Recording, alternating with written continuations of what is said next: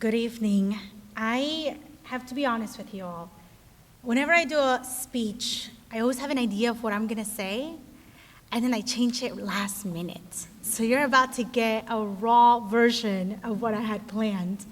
And I changed it because I realized that the most common question that I get before I give any speech is, are you nervous? Are you nervous? How are you feeling? Are you nervous? Are you shaking? And I always say that I am, but sitting here, I realize that I'm not nervous. I'm overwhelmed. Because technically speaking, I shouldn't be speaking or standing in front of you today. Because the odds were against me growing up on the east side of Des Moines.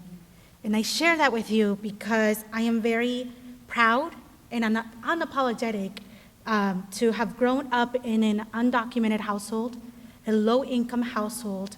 I grew up with a family that struggled with housing. And it wasn't until last year that my parents were actually able to have a mortgage under their name after 16 years after arriving to the United States. And I share that with you because I'm very open and very willing to share that with others. And most of the time, people listen to understand, but I gotta be honest with you, sometimes when I share that with others, they get really uncomfortable. You wanna know how I know they're uncomfortable? Their shoulders are tight, they stop blinking, and I get worried for them, like, please blink, like, it's okay, I'm almost done. Or they start to look for the exit because they don't know what to do with my existence.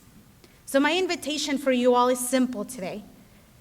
Learn to be uncomfortable with injustice, not conversations. And I think we've learned that within the last year, where we've seen and have had to face that we may be responsible for a lot of the injustices and disparities that vulnerable populations face, populations of color. And the wonderful thing about us as a group of leaders, business leaders, is that we have the resources and tools to address those disparities. So right now, let's take a moment to drop your shoulders, relax your eyebrows, because if that made you uncomfortable, it's by default. I think we have been conditioned to only speak about the great things that are going on in our lives, right? We see that every day. I do that myself. I posted a story about this speech today, right? And I think we need to be more comfortable with addressing the injustices that are happening around us.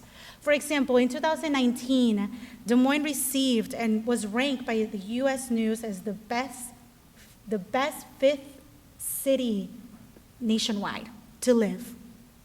When I hear that, I always ask myself, for who? Who are they asking? Who are they serving?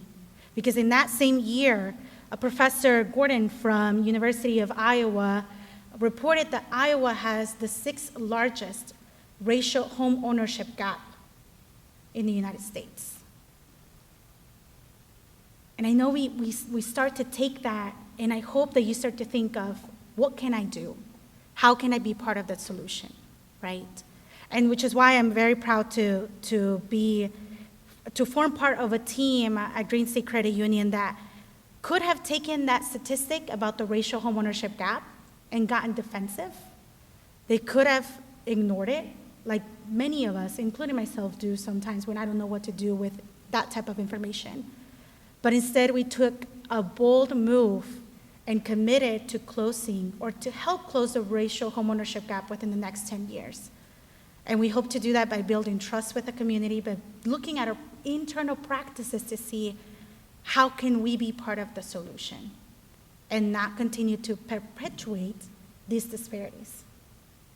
So tonight, I ask you to reflect on what has made you more uncomfortable. Conversations about race or the injustice itself.